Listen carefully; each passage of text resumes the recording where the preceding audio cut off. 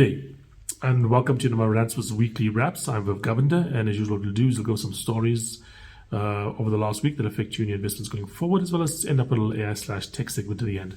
Our three stories of the week are going to be as follows. Firstly, we're going to discuss what's the latest with greylisting in South Africa. Then I was going to talk about Spur's results. It's just an aspect of it I want to talk about that I think is interesting. And then we're going to look at the US GDP numbers that came out. And in our AI/tech segment, we're going to discuss Google's AI, Gemini, and some of the issues it's had over the last week or so. Now, starting off with greylisting. For those that don't, recall, greylisting is basically a list, of countries out there that are not quite trusted in terms of their financial systems. Trusted in what way? Trusted in the way of keeping out illicit funds from their systems, like the proceeds of a crime or the proceeds of fraud or whatever it may be from their systems. And this is important because the way the advanced economy's financial systems work is that if money is in that system, it's by default deemed to be clean. So you can transfer from one bank account to another. There's no need to check as much and so on, because they assume when it first came in it was clean. The problem in South Africa is that we don't have very strong controls around this, and certainly don't have very strong enforcement of this particular rule set. And so it's easier for money to enter the system in South Africa. And then if South Africa is just basically normally, related to the rest of the world, that money could go into South Africa, illicit funds come into South Africa, get into our system, then could go to the UK, the US, wherever in the world. And it'll be an easy way to launder that money, make dirty money clean, make it, launder it. So what were our problems? Well, basically we were not having enough rules in place to check where money comes from.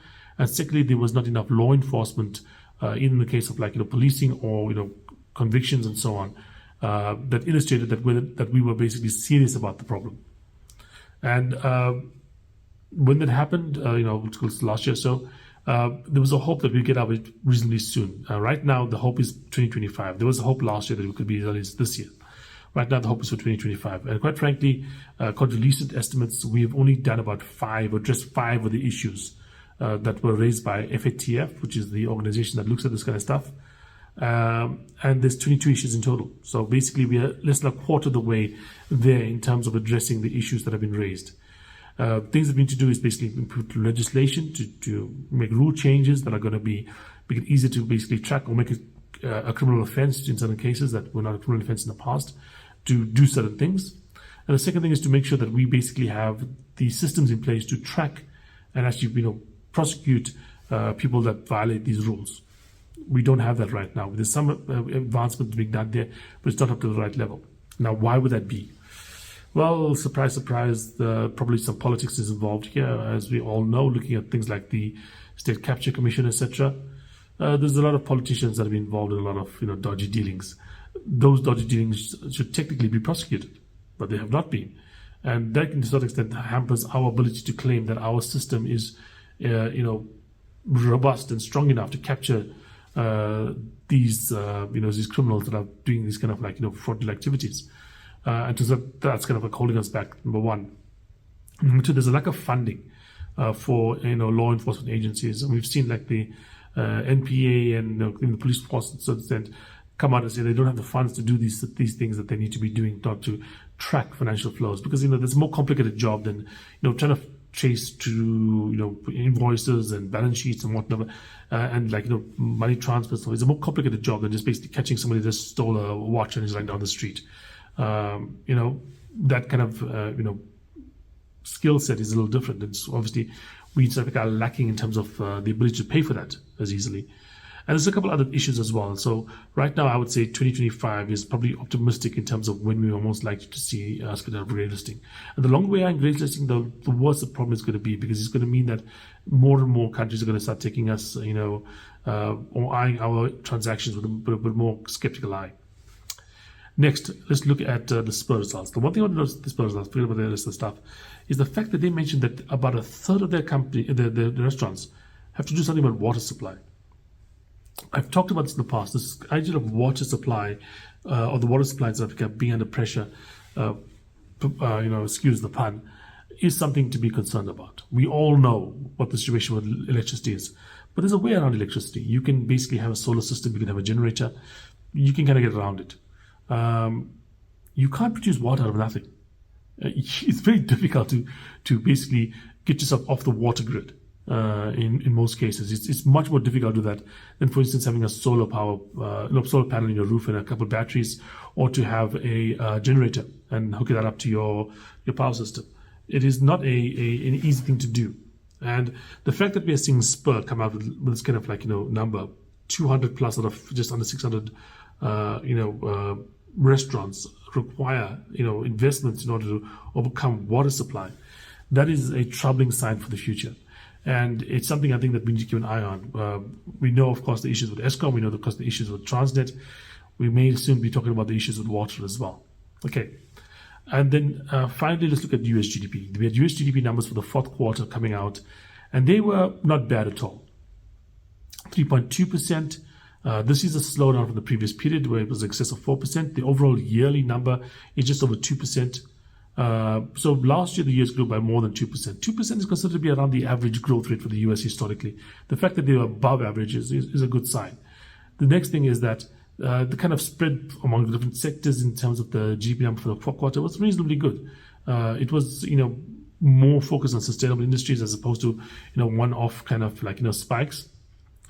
And the thing that's interesting about this is that at the start of last year, there was a significant, agreement that there was a chance of a recession last year in the US. In fact, if we gone early into 2022, I think the bet was that better than not, there could be more likely than not, rather, there was going to be a recession in the US in 2023. The fact that they came out with above normal growth rates, it's very interesting. Now, the one thing I would point out is this: why would they be able to avoid this recession? They were definitely facing the effects of high interest rates, abnormally high interest rates, and yet they were able to avoid a recession. The reason I think that's one of the big reasons for that is not just the fact the US economy was strong, it's the fact the amount of money that was pumped into it. Remember that the big deficit numbers after COVID still continued the last year, and probably are going to continue this year as well. And it's very difficult to go into recession when the government is basically pumping trillions of dollars literally into the system. That kind of buoys up not just government spending, but it buoys the overall economy. There's a multiplier effect with that kind of spending coming through. And in terms of the amounts of money we are looking at here, trillions are impactful, even in a country like the US.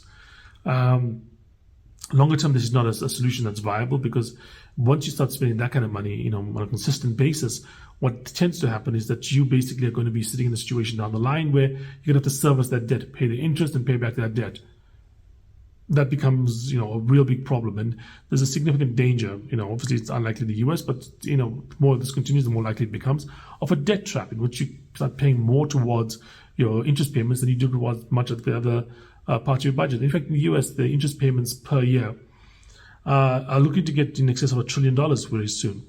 So it's on an ongoing basis, and the reason for that is quite frankly the fact that they've borrowed like 30 trillion. And their interest rate right now is the 10-year yield is in excess of 4%. You times basically 4% times 30, you're getting well in excess of $1 trillion, and that is something that continues every year. And if you're borrowing 2 trillion, more than half of that basically is then going to be going towards just servicing the previous debt you had. That's not a great place to be at. So the US economy growing quite well, but like I said, not to be too negative, but I'd be quite nervous about it going forward, because of the fact that so much of it is being funded by debt. Okay, now comes to our AI/tech segment, where we can discuss Google's AI Gemini. Gemini came out with a lot of fanfare a couple of weeks ago. The big thing people were talking about was the token size. There's like 1 million tokens. What this allows you to do is basically go out and put in, like an entire book in there, and you can ask it questions about that book. That book is your input, effectively. The huge token size means that you can put in things like, significant amounts of video, entire, book series like the Harry Potter series into this system and ask it questions about it. Now, the kind of things I would think that are going to be very useful here is for law books. You can ask it questions about law, tax, guides. You can ask it questions about taxes, medical guides. You can ask it questions about medicine. If that's the input you put in there, that the amount of stuff you can get out of it is quite dramatic.